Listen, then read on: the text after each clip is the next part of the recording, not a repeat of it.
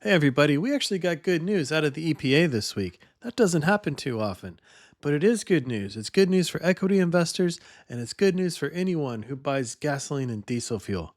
Hey, I'm Aaron of the Oil Balance. With 30 years of experience in oil trading and analytics, I'm here to elevate your understanding of the oil markets. So let's jump into it. Let's find out what this good news is. All right, if you haven't already guessed, we're talking about the small refinery exemption. We've got some data this week from the EPA telling us, at least for 23 and 2024, and even going back a little bit further, but I'll tell you in a minute while those two are important, which refiners got waivers. And then there's even more refiners that are pending to hear what's going to happen in 2025. So I wanted to bring you up to date so you can be tracking this. So just to let you know real quick, just what's the impact of this? Why is this important to me? Well, if you're a Gulf Coast refiner and you're required, you don't fall within the small refinery exemption and you're required to cover your RVO, your renewable volume obligation, then you're seeing a margin of around $19, $19.50. Again, this is a 321. If you have questions about that, ask in the comments. But basically, 2-part gasoline, 1-part diesel. Similarly, if you don't have if you do get the small refinery exemption and you don't have to buy those RINs back, your margin is up here, $26 plus. So you're looking at $6.70 or so of difference or advantage for these small refiners. So I wanted to bring that to you this weekend. I know we're going into Labor Day weekend. Gives you maybe a little extra time to do a little extra research on this, but I think it's pretty interesting, and I think it's more interesting to the equity investor than it is to the commodity trader, which is typically where I'm coming from on these things. So let's kind of dig in a little bit more here. So as I mentioned, the RVO, the renewable volume obligation, this week anyway, so far is worth $6.71. Last week is $6.50. It bounces around all the time with the value of the various RINs, but the D6 and the D4, the ethanol and the biodiesel, are the ones that really drive the value of that overall RIN. So for these 6 refiners that were granted full exemptions for 2023 and 2024, the way that the EPA decided that they were going to take care of those refiners who had already submitted their RINs and had them expired. So they already went through the course of operation that they were supposed to. They went out and they made sure that they covered their renewable volume obligation by buying RINs, and they retired them, and they went through all the proper steps. Well, to make them whole, or to try to help them out a little bit, especially in these situations for the smaller refiners who probably weren't supposed to be doing this in the first place or shouldn't have had to do this in the first place, they've gone back, the EPA has gone back and given them those RINs back. So this is sort of a good and a bad thing. The bad news is that RINs have a shelf life. Okay, the renewable ID numbers, and I'll go into that more here in a second, but just suffice to say for right now, there's a 2-year shelf life on the RINs, which is why they only gave back, there were findings for 2021 and 2022, and I think even older than that, where these refiners should have been categorized as the small refiner and had the exemption. But those RINs are completely retired and dead, and there's not much they can do. So the reason I'm bringing this up is that these refiners, which I'll show you in a second, who did get the exemption on this set of rulings, now have been given those RINs back. So if there was anyone, whether they're a small refiner or big refiner or a small importer, big importer, doesn't matter. If they have the sort of back taxes, if you want to call it that, of 2023 and 2024, or maybe they still owe or they want to change their strategy a little bit, there's a way to roll some RINs forward and this sort of thing. But anyway, they now have the market has that opportunity. They've got these RINs back in the market, and that's going to make it easier for these companies that maybe were pretty stuck in 2023 and 2024 to be able to balance that out and sort of smooth things out a little bit easier. So I guess the point of this whole thing is that the market should run slightly smoother from here on out with these small refiner exemptions. And again, I'm coming at it from a petroleum analyst standpoint. So I maybe can understand why some of the renewable folks are a little bit upset, but we'll touch on that here too in just a second. So the group of 6 refiners that were given that were definitely given exemptions for 2023 and 2024 have this $6.71 advantage, at least so far this week, over their competitors. And that's pretty huge. And from an equity standpoint, I would think that that would be a pretty good reason to own those. I'm not an equity analyst, I'm a commodities analyst, but I'm just saying there's probably some of these companies you want to dig into a little bit deeper if you are looking at investing on the equity side of things. For 2025, there's a list of refiners that have submitted for the small refiner exemption, and they're it's pending. The EPA hasn't decided one way or another.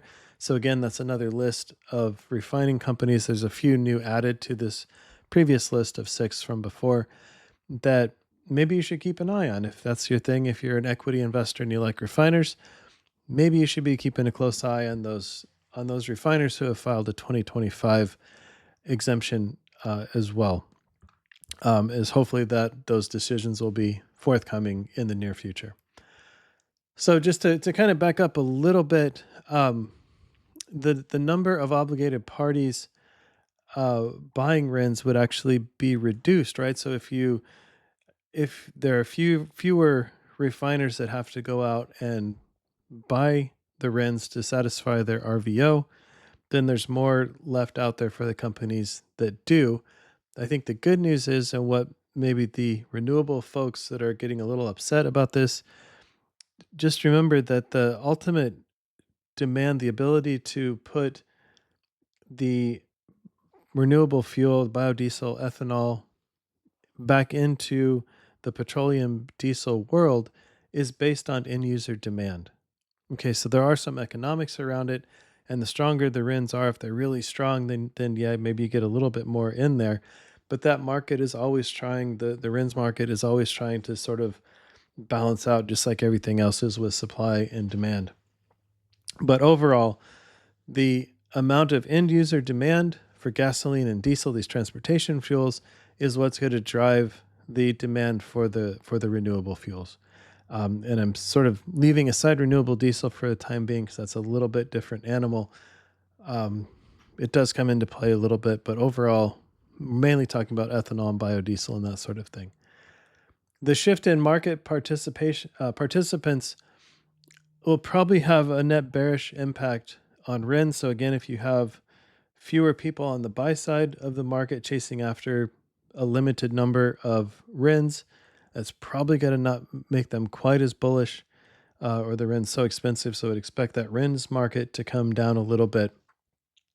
And there's a lot of talk, especially if you go back and read the EPA responses, and there's several of them online. There's one I found that's like 30 some odd pages, which seemed a little bit of overkill. But time and time again, they talked about the pass-through effect, and that's something certainly at former jobs that we debated all the time. But you can sort of think of it as the value of the RIN is already sort of cooked into the futures market, if you will, knowing that the refiner has to come back in and sort of buy that. So from the refiner's perspective or from the importer's perspective, because those are the two obligated parties under the system that the EPA came up with, they do sort of get to net out and just pass that cost on to the consumer. And there was a lot of talk in the documents, as I mentioned, from the EPA talking about that, and both the EPA and the DOE sort of admitting that that's really what's going on, is you're just shifting the cost of these things to the end user. I'm sure you, dear viewer, are not surprised at that. So if the overall cost of the RINs continues to drop because you have fewer people on the buy side of the market, then prices should go down. And again, it's not going to be a whole lot. We just looked at those charts, or up here, say $6.71. That should be per barrel. I should probably go back and amend that. So you're talking about what, 5-6 cents per gallon, which that's not going to go to zero, but maybe you do save a couple cents on RINs just getting cheaper as we go to the end of the year.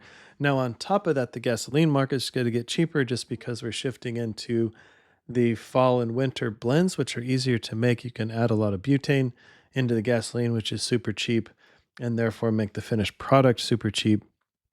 So it seems like these sort of wins are lining up, at least for the end user, going into the end of the year here. I guess we're just barely now getting into September next week, but so maybe I'm getting a little bit ahead of myself, but I hope you understand that once we get into October, gasoline prices should have come off quite a bit just because it's easier to blend.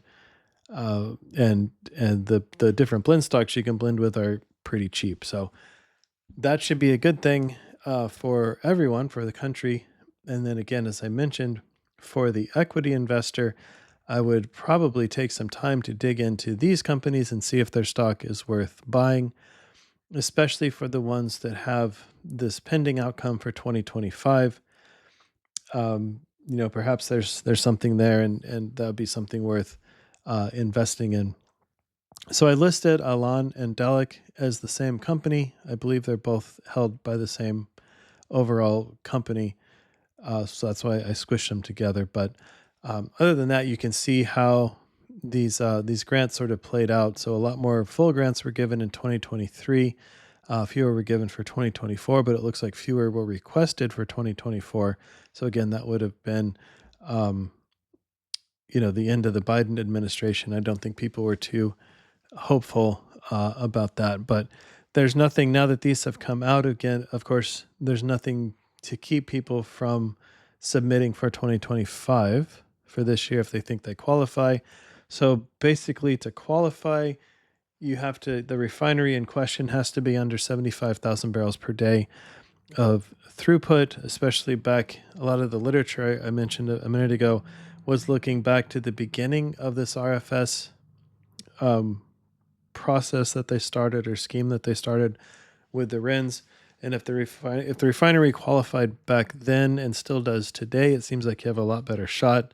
There were a couple times where they said the refinery was processing more than 75,000 barrels per day in the very beginning in 2006 and 2007. And even if it's not there now, that was back then, and so therefore they disqualified it. There's stuff like that in the literature that's fairly interesting. Maybe if you've got insomnia or something, you might want to read those EPA documents. But this is the list I put together for you of fully granted and then pending for 2025. So again, would think that would be interesting for equity investors to go do a little bit more research on. And then just to let you know, this RFS final standard is what you're looking for. So again, to kind of maybe fill in some back detail, what's going on here is the EPA and Congress decided back, I think it was 2005, that they wanted more bio blends into the market. And they came up with this scheme where there would be a renewable ID number on every gallon of renewable fuel. Of course, they don't have like a little, label maker that, you can put a number on each gallon. So there's this whole complex tracking system that they came up with. But what happens is the company that creates the biofuel, let's say ethanol, is granted a certain number of RINs for how many gallons they produced. They then turn around and sell that liquid ethanol with the attached number to it. So the sort of the attachment in the sense that there's numbers for people to start tracking now, is sold to, let's say, a fuel rack or someone who's going to blend it. As soon as that ethanol is blended with the gasoline, then that renewable ID number can be separated.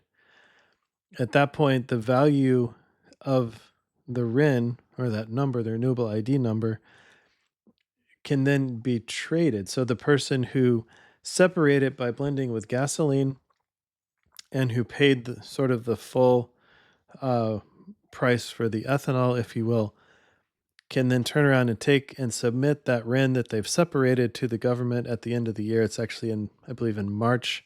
So for let's say the 2024 year that just ended, you would have had to submit, if you're an obligated party, you would have had to submit by March of 2025 and show that everything balanced out and your obligation was met with RINs, to basically balance everything out, to show that yes, you had blended enough biofuels back into the market versus the amount of product that you made, that you were keeping in line with this slowly slowly increasing percentage of biofuels that the government wants into our system. So that's what this chart is supposed to show you. Generally, it goes up and to the right. There's been a few years, obviously, where they had to kind of step in where demand wasn't great. They sort of had to step in and say, okay, we're getting ahead of ourselves. We need to sort of catch up with market realities. And historically, they've been pretty good with that. But you can see during the Biden administration years, it obviously came back up. That's the same time those were recovering from COVID and all those lockdowns and terrible demand for that year of 2020. On the right here is a chart of the D6 and D4 RIN. So the D6 RIN would be the ethanol RINs. The D4 is the advanced RINs, which is sort of implying biodiesel. There's another D5 RIN that implies other advanced types of fuel besides just biodiesel. There's all sorts of renewable jet fuel and all sorts of things like that ultimately play into it. But the biggest two components of the RVO market, or the RINs market, is the D6 and the D4. So just to show you, typically those have been marching higher this year. They have come off in the last few months, pretty much since word got out that the EPA was talking about maybe granting some exemptions and that sort of thing. So again, hope this helps. Trying to get this out before the long weekend, maybe give you something to do over the long weekend. If you're an equity investor, go and research that sort of thing. But if you like this type of video, please like and subscribe. For more information, you can go to our website, theoilbalance.com, and there's a button there that says add me to your distribution list. I want to go on a trial report. So just click that and we'll get it out to you. All right. Talk to you later. Bye.